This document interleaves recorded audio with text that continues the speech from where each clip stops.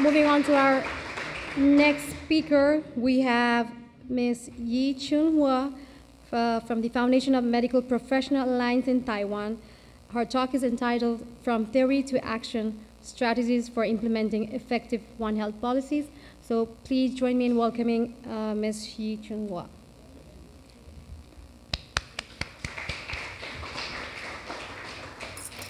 Hello and good afternoon, everyone. I'm Yi Jin-woo, the Director of Center for Global Health Research of the Foundation of Medical Professional Alliance in Taiwan, the FMPAT. First of all, thank you for inviting me. It's my honor to be the speaker today, and I really regret that I can't meet you all in person. However, I believe that in this morning session, you may find that One Health encompasses many aspects. And my talk today will focus on action and policy. So I'm not here to tell you how to do things. Instead, I want to share with you the tools we have, the challenge we face, and how can we as the students and young researchers do in the future. So before I start my presentation, I would like to briefly introduce myself. Unlike most of you, I come from a background in political science with the focus on political science and international relations and globalization. So I've been working in the FMPAT nearly 30 years, which represent my engagement with global health issues. And the FMPAT acts as a global think tank to assist our Taiwan's Ministry of Health and Welfare in its international participation, which gives me the opportunity to participate in the World Health Assembly and other global health activities. My team and I have also published books on global health governance. So the topics such as the SDGs, COVID-19, and Taiwan's participation in WHO and introduction of WHO, global change, and health.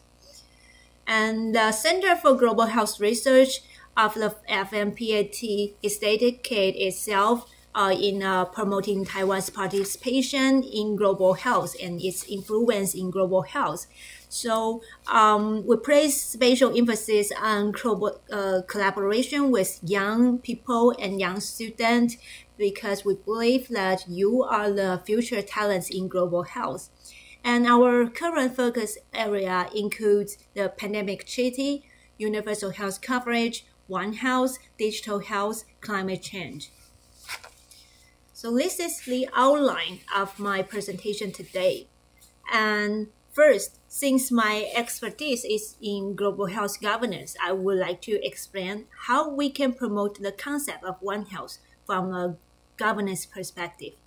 Next, I will briefly introduce the tools we have, followed by a focus on the real-world challenges. Third, I will use my country, Taiwan, as an example to share Taiwan's policy experience.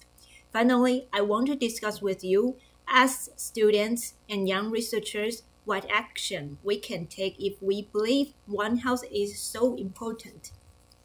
So first part, One Health and global health governance. Before we get into One Health governance, let's first clarify what governance means.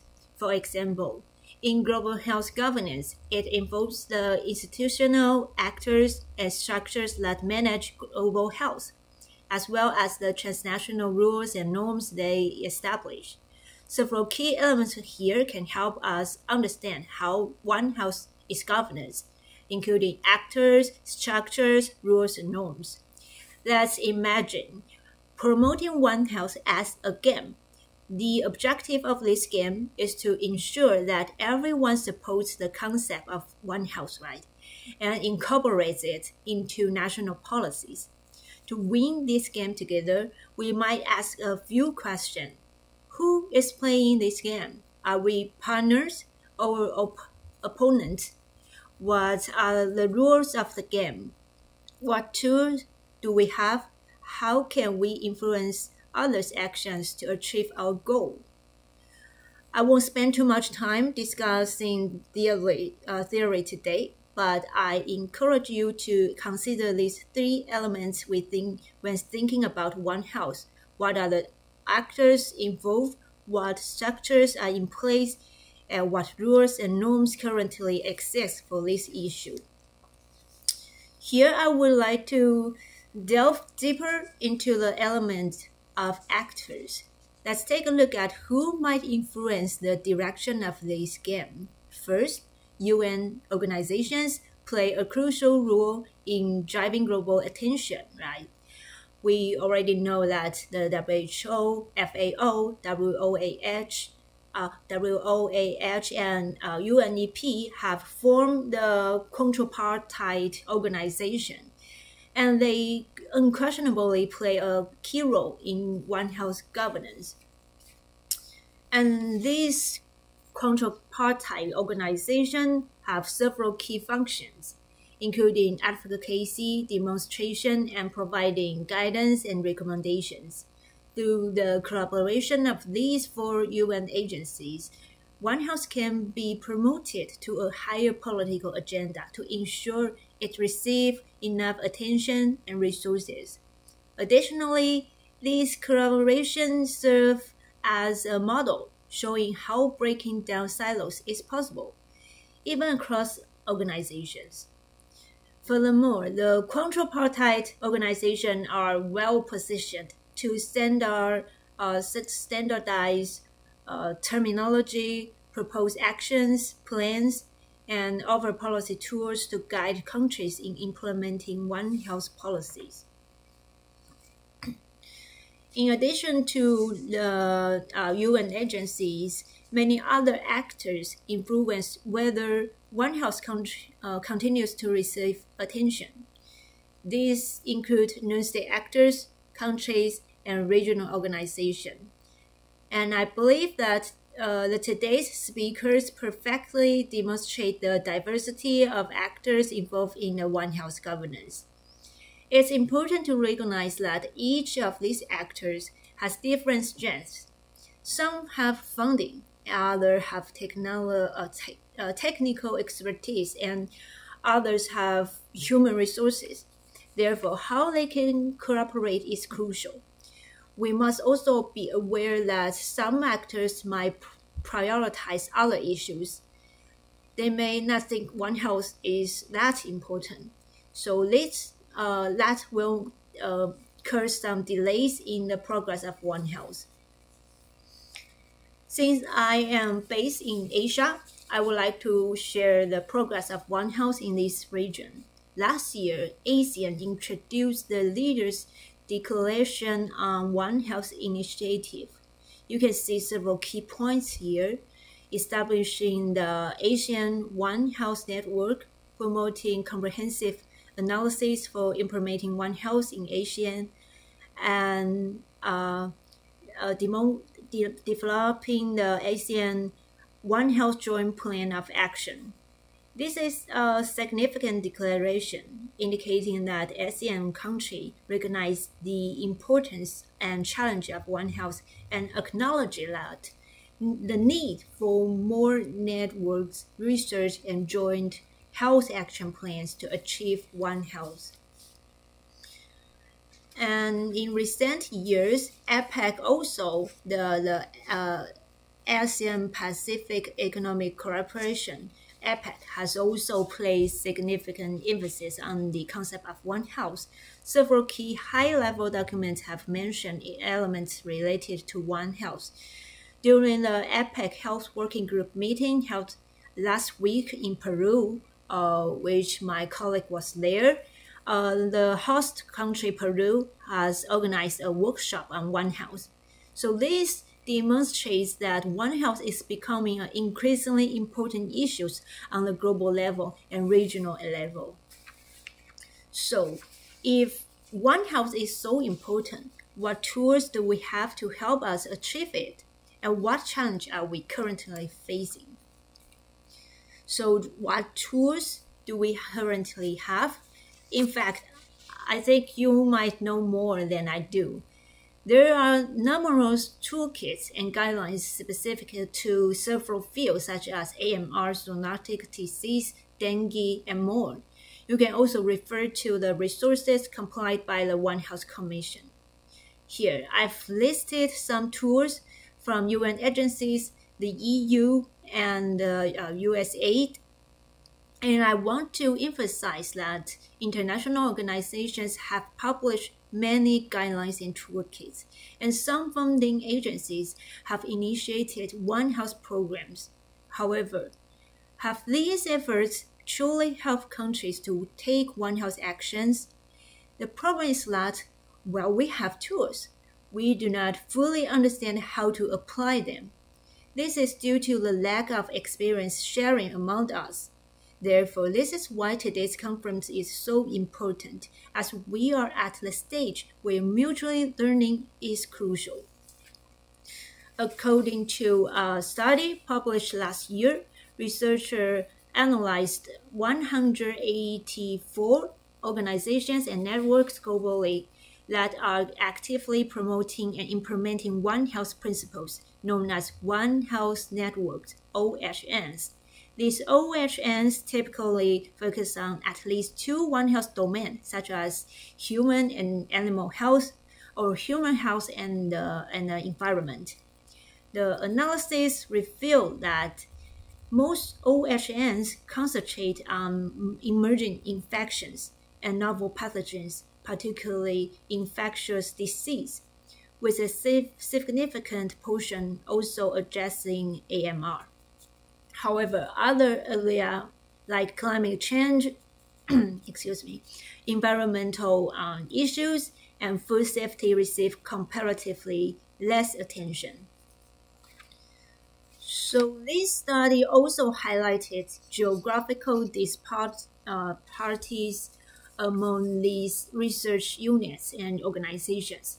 Global level OHNs are concentrated in Europe and North America, while other countries mainly focus on national level network. Although the study doesn't cover all One Health research or activities, it does remind us of several important points. First, we need to be mindful of geographic equity in One Health research.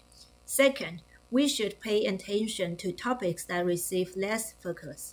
Third, current activities are mainly centered on academic reporting and capacity building, so we should explore and create more diverse activities, such as advocacy, policy development, and community engagement.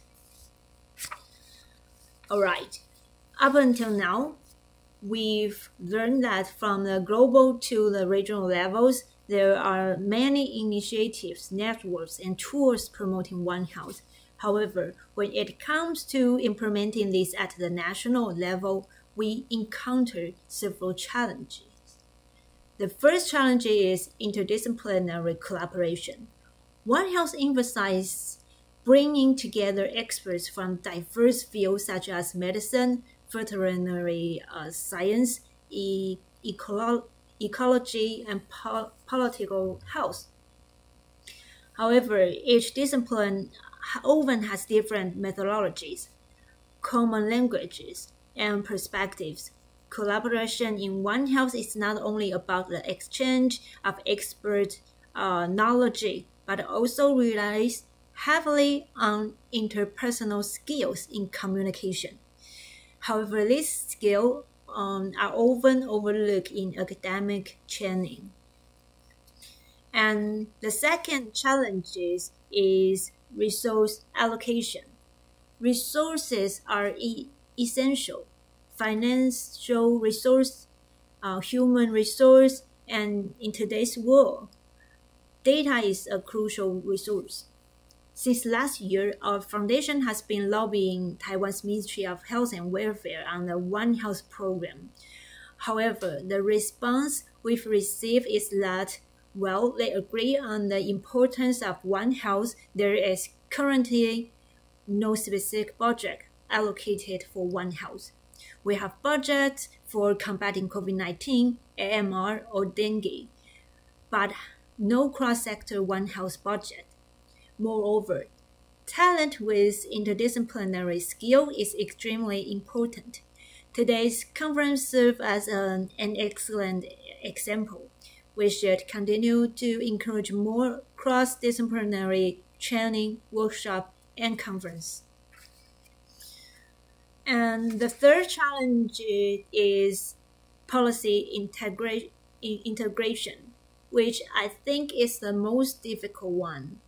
As I mentioned earlier, our foundation has been trying to promote One Health within the government of Taiwan.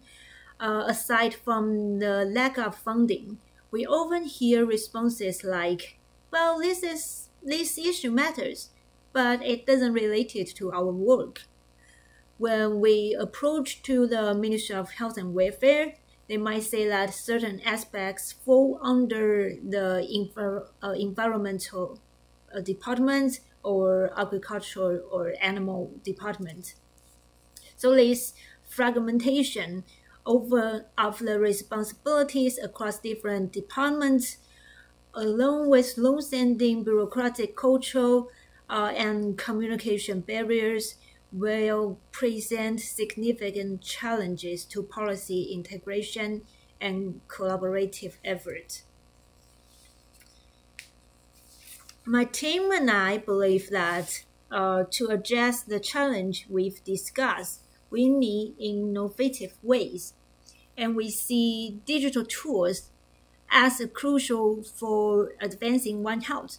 For example, AI, data science, and health information system can be used for surveillance, early warning, monitoring, and reporting. These technologies often offer two significant advantages. First, building evidence to support stronger advocacy and evidence-based policymaking. Second, facilitating communication across disciplines. Digital tools such as dashboards can help break down silos by enabling clear communication among different sectors. Here are other contributions of digital tools to One Health. For example, they can strengthen One Health surveillance and early warning and response, improve One Health data analysis and risk assessment, enhance the One Health approach in food safety systems, integrate knowledge, data, and evidence in decision-making process, develop cross-disciplinary talent, and promote community communication through online training. I would like to emphasize that when I mention digital tools, I don't necessarily mean AI or highly advanced technology. Even simple, low-cost digital tools that we commonly use can potentially bring significant benefits. Okay. And next, I would like to share Taiwan's case with you. You might not have many opportunities to hear about Taiwan's experience. Taiwan is known for its outstanding universal health coverage with a nearly 100% coverage rate, and our healthcare quality is renowned worldwide. Our successful experience in combating COVID-19 has also received a lot of attention.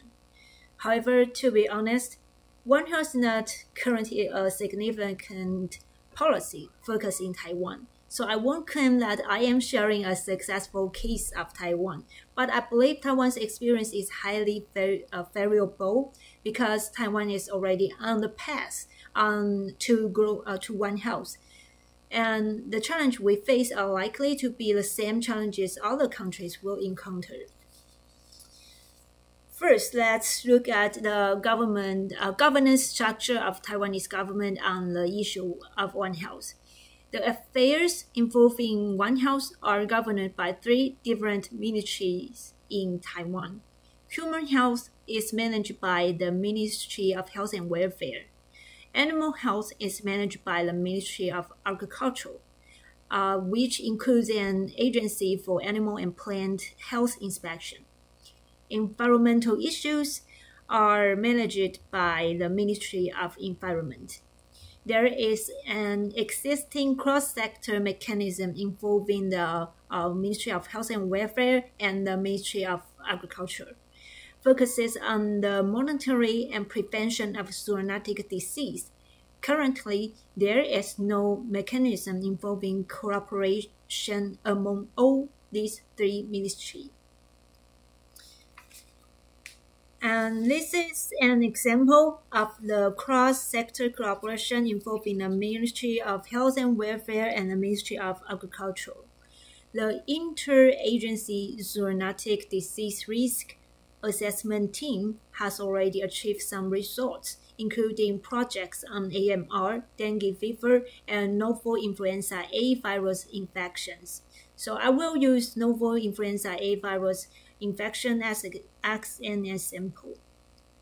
To enhance monitoring by departments and experts managing human and animal health, they set up a digital surveillance map. These websites provides real-time updates on human and poultry infection cases, as well as infected poultry farms.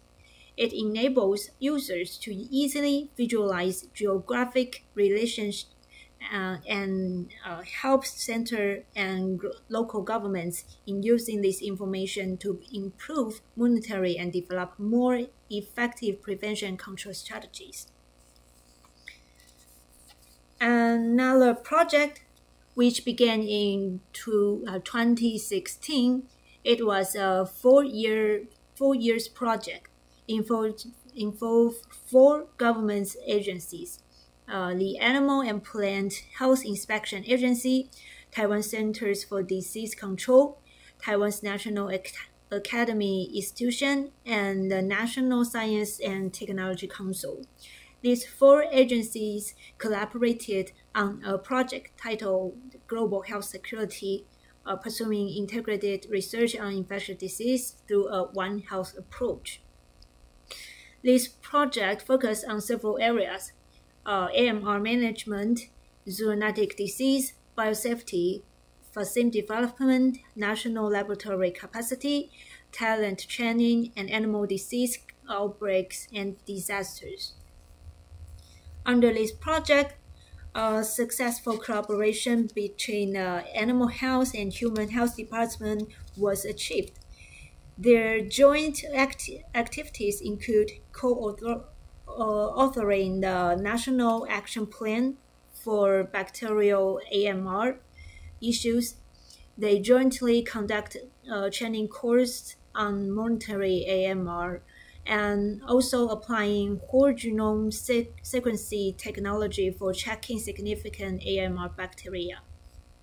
Initially, they spent time establishing their working method and then set up regular communication channels and identified topics for collaboration, and then eventually focus on their efforts on AMR related issues.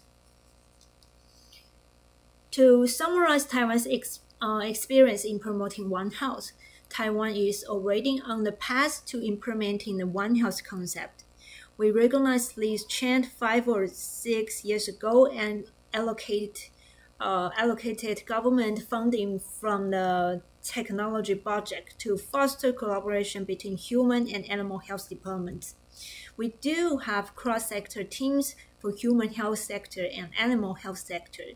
However, the current collaboration mechanism lacks participation from the environmental sector. The range of focus topics should be broader. Taiwan's efforts have mainly concentrated on zoonotic disease and AMR, which is consistent with the findings I mentioned in my previous slide. I hope to see more resources dedicated to food safety, environmental health, and climate change. The types of activities should be more diverse. Currently, activities are limited to joint research, monitoring, and training courses, lacking broader policies, strategic plans, social communication, or community engagement. Civil society's involvement is crucial. Taiwan currently lacks civil society-initiated One Health activities, which our foundation aims to address this issue both right now and in the future.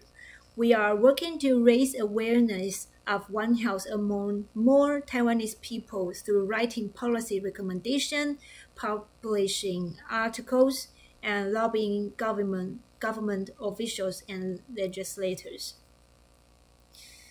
Last but not the least, what can we do? As a student or young researcher, you can actually do more than you think.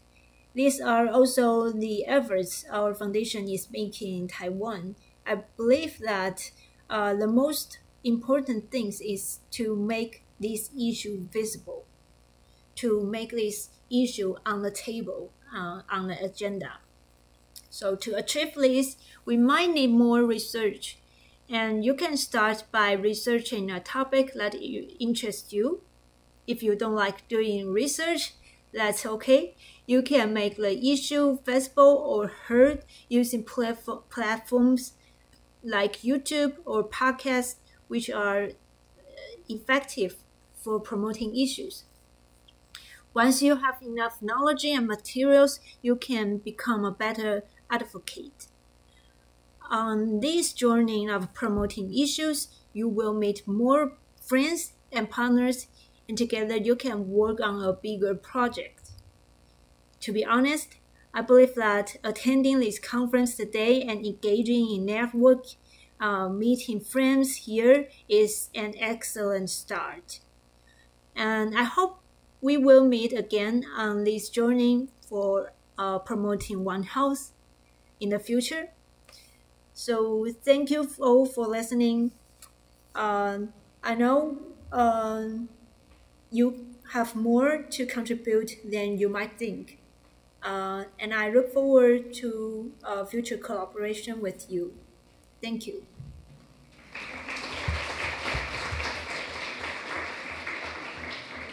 Thank you, Ms. Yi Chunhua, for that wonderful presentation. If you have any question, since we don't have Ms. Chunhua here, you can send it to our organizing committee email, and we can forward it to her. So before we head out for our coffee break, I would like to take a moment to express our gratitude to one of our key sponsors of the event, INRAE. We are delighted to have Ms. Natalie Winter here with us today. Please join me in giving a warm round of applause to acknowledge their generous support.